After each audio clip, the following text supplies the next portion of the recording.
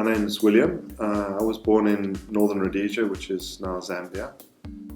Born as part of the British Empire, so I was a British citizen. But my family moved down to South Africa, so I spent most of my childhood in Northern Rhodesia, and then my teenage years in South Africa. Met my wife there. She's Swedish. We moved to Sweden, and since then we've lived in 8 different countries. So I'm a bit of a nomad. People ask me a lot about where I feel my roots are, and the best answer is I'm a potted plant. I don't really have roots anymore. As a child, I prayed obviously in the Catholic Church. I don't have any distinct memories of particular prayers. I do remember conversations with my mother about concern about the Cold War and if the bombs went off and things like that in the 60s, and us praying together for peace. But during the years that I was seeking, it would be more, I would try to find truth through meditation rather than what I would call prayer today. But it was more trying to still myself to hear my inner voice rather than actually converse with a living being, as I do now.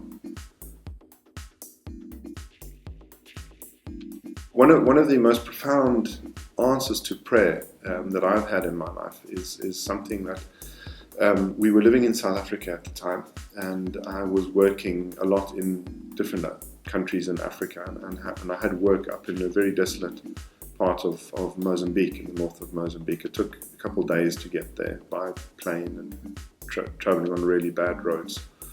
I left on the trip, and very shortly after getting there, I started developing, from a small cut on my shin, my whole leg swelled up, so that my calf was basically as thick as my thigh.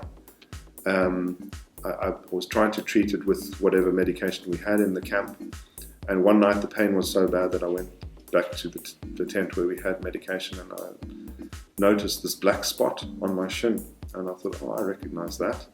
And having lived in Sweden and seen frostbite, I suddenly realized that I had gangrene, necrosis, and it was growing day by day. I could almost see it grow, so it got to the size finally of about a 50p coin, right on the shin where there's very little skin. And I prayed, God, what are you doing here? And I got such, this might sound bizarre, but I got such a sense of joy that I thought, okay, God, if you're going to take my leg, but keep me connected with you. I finally got back to Durban in South Africa where we were living, and got to my GP. His eyes just about popped out of his head, and he said, you're going straight into hospital. We've got to operate this now. And because it was right on the shin, and if the necrosis had got into the bone, I would have lost the lower part of my leg.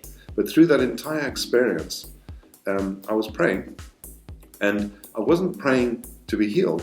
I was praying and sensing a presence of God. I felt such joy, such comfort in the fact that I was being born through this horrendous experience.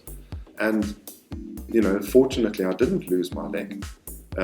There's permanent damage, but I came out with a whole leg. But I came out with something far, far more important, which was a deeper knowledge of who God actually is. Very often in my own experience, it's been that the situation I'm in, that I'm praying about, doesn't change, but I change in the situation. I can feel comfort, I can feel consolation rather than desolation, just simply through praying.